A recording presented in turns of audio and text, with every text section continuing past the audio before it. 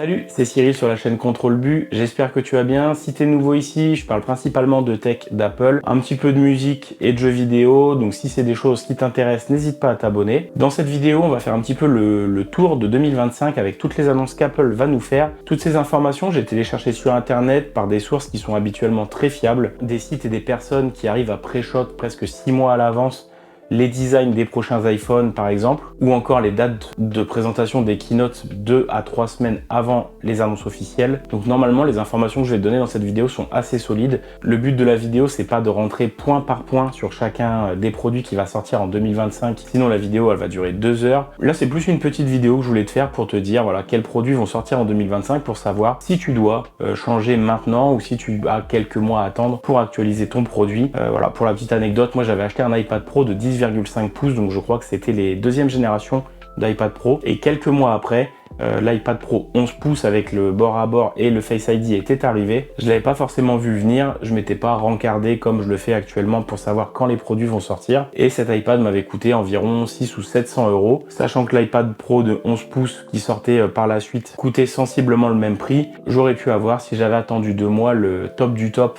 au niveau des iPads. Et si éventuellement les nouveautés apportées à cet iPad Pro de 11 pouces de 3e génération ne me convenaient pas, et ben j'aurais pu avoir l'iPad Pro de 10,5 pouces pour moins cher. Donc voilà, c'est un peu le but de ma vidéo, de vous savoir si tu dois attendre ou non les produits. Ensemble, on va balayer l'année 2025 de manière chronologique et on commence avec le premier trimestre tout de suite après l'intro.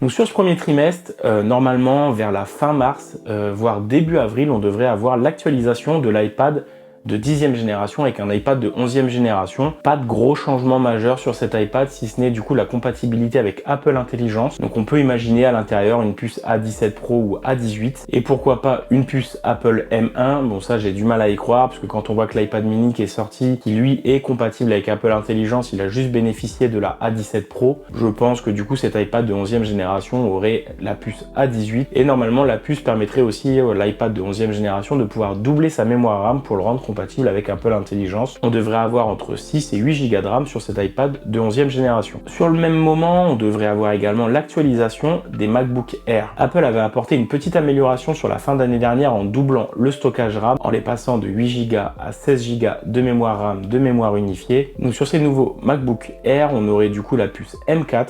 On aurait la même puce normalement que l'iMac, donc avec 8 cœurs CPI et 8 cœurs GPU pour le 13,6 pouces. En revanche, pour le 15 pouces, on aurait la puce qui fait 10 cœurs CPU et 10 cœurs GPU, donc on se rapproche un petit peu du MacBook Pro M4 d'entrée de gamme. La différence entre les deux modèles, ce sera bien sûr les connectiques et le stockage interne qui resterait en 256 Go. Et après tous ces MacBook Air, normalement 256 Go en modèle de base avec 16 Go de RAM. On aura aussi normalement au même moment de l'année l'iPhone SE de 4e génération qui d'après les dernières rumeurs, changerait de nom et passerait à l'iPhone 16e.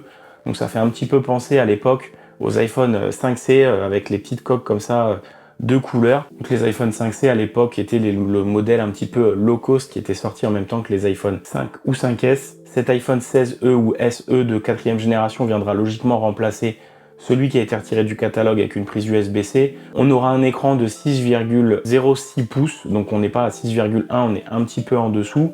Un écran bord à bord, donc fini le Touch ID, on passe directement au Face ID sur cet iPhone. Des performances qui le rendront aussi compatible avec Apple Intelligence et un capteur principal normalement de 48 mégapixels, donc ça peut quand même cocher pas mal de critères pour des utilisateurs d'iPhone avec un seul capteur photo, parce que c'est vrai qu'aujourd'hui quand on prend des photos on fait un petit peu de zoom numérique parfois, mais on n'a pas forcément besoin de plus de capteurs que ça quand on fait de la photo avec son smartphone. Le Face ID, l'écran un petit peu bord à bord, le même écran qu'on avait sur les iPhone 12 à l'époque. Donc ça peut être un iPhone qui peut convenir à un grand nombre de personnes.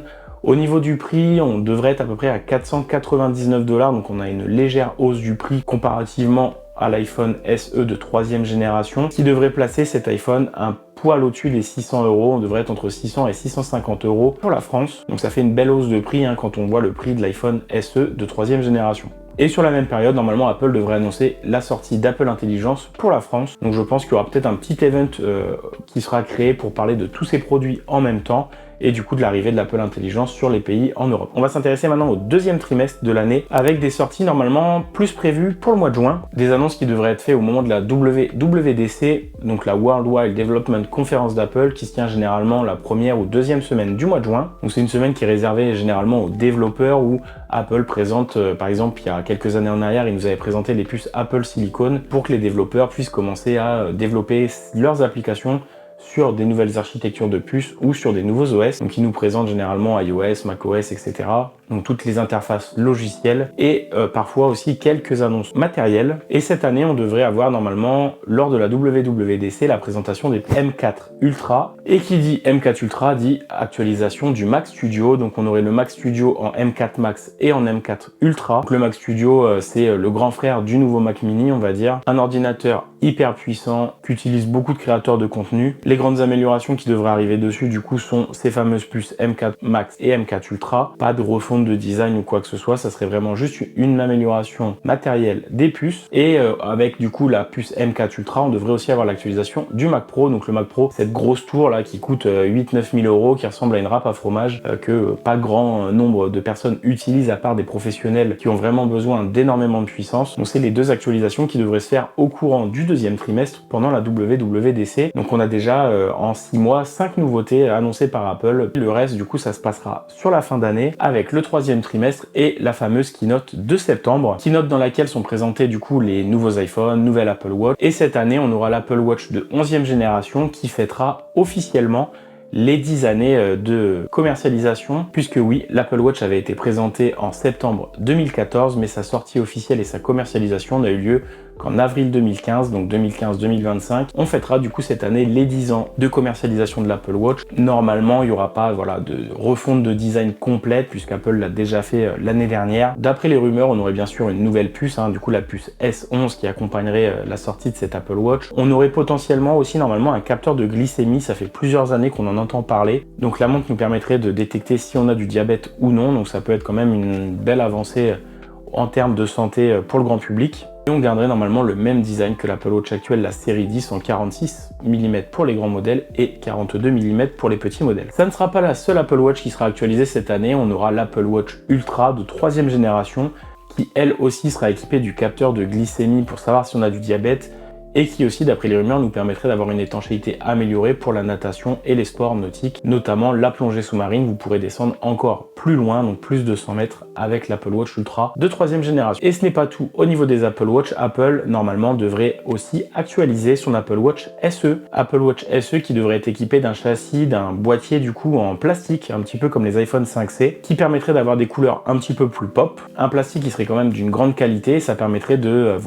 créer 3 gammes d'Apple Watch, une en plastique qui serait destinée à un public un petit peu plus jeune ou un public qui cherche tout simplement un look un petit peu plus décontracté, et normalement un design qui se rapprocherait des Apple Watch série 7 avec les écrans de 45 et 41 mm. Donc ça nous ferait Apple Watch SE de 3e génération 45-41 mm avec une coque en plastique, première gamme. Deuxième gamme, l'Apple Watch 11 qui serait en titane ou en aluminium pour la version entrée de gamme en 46 et 44 mm, et une Apple Watch de 3e génération en titane, elle, qui serait du coup en 49 mm, et j'ai même vu passer une info qui parlerait d'une Apple Watch SE de 3e génération en 46 mm pour les petits poignets. Donc voilà, il y en aurait pour tous les goûts, pour toutes les personnes, et la gamme des Apple Watch serait vraiment bien scindée, bien propre, bien clean. Donc voilà ce qu'on peut attendre au niveau des Apple Watch pour l'année 2025. Et qui dit septembre dit bien entendu iPhone 17 qui garderait sensiblement le même design, un aluminium avec le dos mat. Petite nouveauté, c'est au niveau des alignements des capteurs à l'arrière. On aurait pu les capteurs qui seraient alignés de manière verticale, mais pour le coup de manière horizontale. Sur l'iPhone 17, on aurait le capteur principal qui est déjà en 48, on passerait sur l'ultra grand angle en 48 mm également, donc comme cette année avec l'iPhone 16 Pro. Amélioration aussi bien sûr de l'autonomie, la puce A19 qui équiperait du coup ces iPhone 17. C'est à peu près les grosses nouveautés qui équiperaient l'iPhone de 2025. Et pour la gamme Pro et Pro Max, on aura bien sûr les 3 capteurs, et les 3 capteurs seront aussi alignés de manière horizontale, comme ce que montrent un petit peu les différentes photos qu'on peut voir sur internet. Concernant cette rumeur, moi j'ai un petit peu de mal à y croire. C'est plus l'aspect technique moi qui me freine là-dessus, parce que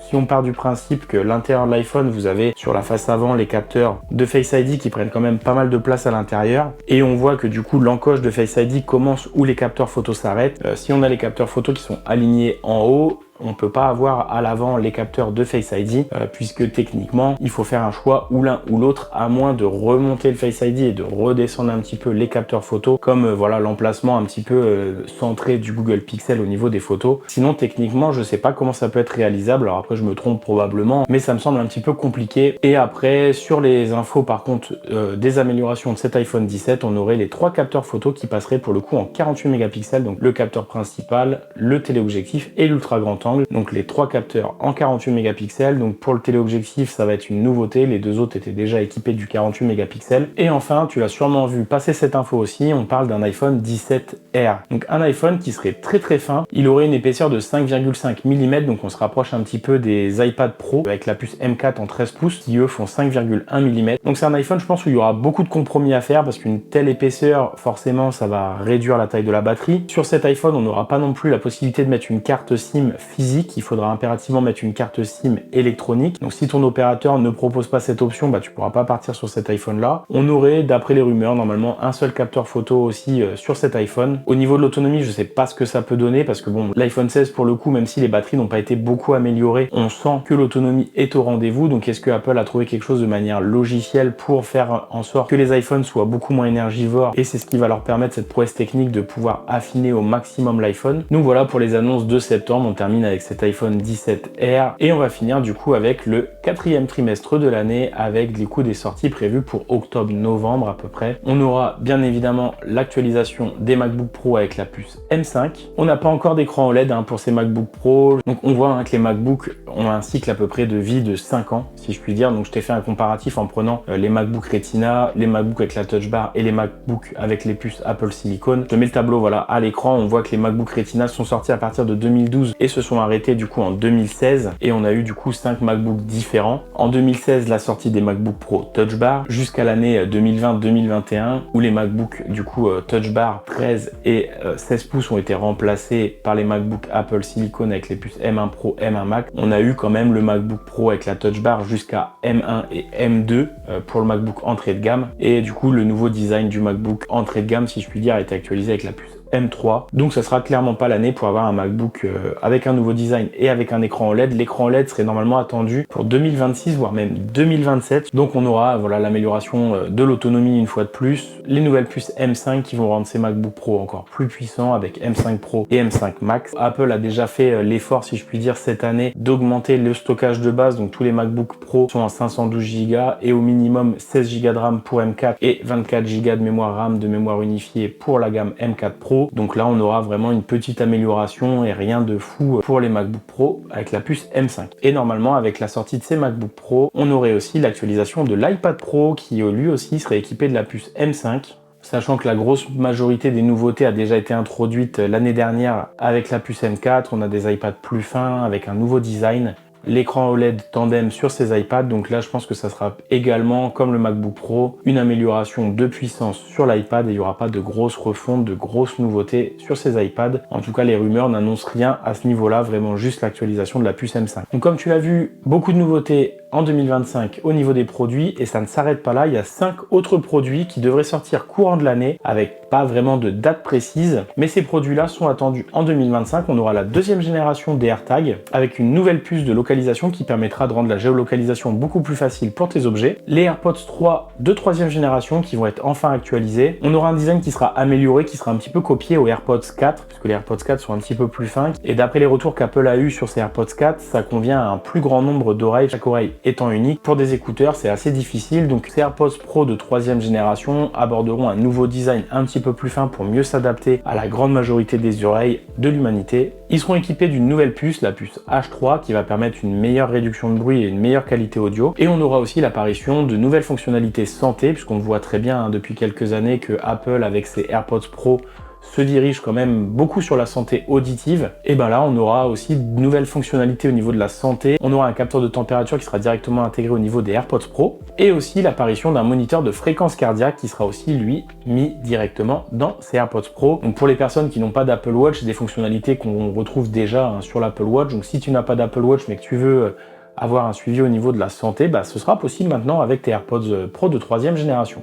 Apple actualisera aussi également ses HomePod mini qui n'ont pas été actualisés si ce n'est au niveau des coloris depuis leur sortie. Donc pareil avec une nouvelle puce à l'intérieur qui permettrait de gérer mieux l'intelligence artificielle d'Apple et au passage la qualité aussi audio des HomePod. On aura aussi une nouveauté au niveau de l'Apple TV, donc un Apple TV qui pourrait supporter potentiellement la 8K d'après les rumeurs et qui aurait une puce aussi un petit peu plus puissante pour faire tourner des jeux Apple Arcade un petit peu plus gourmand, le stockage qui commencerait en 128 Go et la possibilité d'avoir aussi une caméra intégrée au niveau de l'Apple TV pour pouvoir émettre des appels FaceTime directement sur la télé.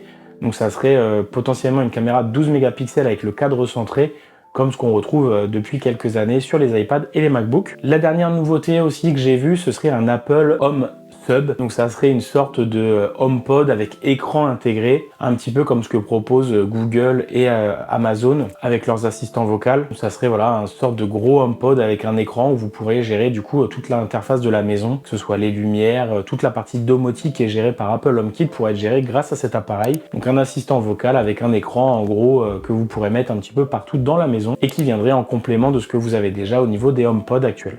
Et pour terminer, on va finir avec l'Apple Vision Pro, donc le casque de réalité mixte d'Apple. J'ai vu deux infos de deux personnes assez fiables et les deux infos se contredisent, je vous avoue. Il y en a un qui parle d'un Apple Vision Air, donc un casque de réalité mixte low cost, si je puis dire, qu'Apple mettrait en vente sur la fin d'année 2025, voire début d'année 2026. Donc ça serait un casque qui serait rendu un petit peu plus facilement accessible au grand public. C'est une info qui me paraît être plutôt cohérente, vu qu'Apple a lancé la capture spatiale en vidéo et en photo avec ses iPhone 16 pour le grand public. C'était déjà disponible sur le 15 Pro et c'est toujours disponible sur le 16 Pro. Mais là, le fait de le rendre accessible sur un modèle entrée de gamme avec l'iPhone 16, c'est potentiellement pour rendre un casque aussi accessible par la suite. Donc moi j'ai plus tendance à croire cette information là, mais l'autre information elle contredit tout à fait ça en disant qu'Apple ne développe pas de casque entrée de gamme de Vision Air, mais se dirige vers un Apple Vision Pro avec une puce M5 qui pourrait sortir potentiellement vers fin d'année, voilà, le dernier semestre entre juin et décembre. À toi de voir laquelle tu veux croire, laquelle tu penses être la plus plausible, mais ça fait aussi partie des potentielles sorties de produits pour l'année 2025 chez Apple. En tout cas, j'espère que cette vidéo t'aura été utile. Si c'est le cas, mets ton plus gros like en dessous, tu sais comment ça se passe. S'il y a des produits qui t'intéressent sur l'année 2025, si tu veux que j'approfondisse plus de caractéristiques techniques sur un produit en particulier, n'hésite pas à le dire dans les commentaires, on pourra en discuter et je pourrais éventuellement, si vous êtes nombreux, faire une vidéo dédiée sur un produit en particulier et si j'ai bien entendu suffisamment d'infos dessus. Donc normalement, on a fait le tour de tous les produits qui devraient sortir en 2025.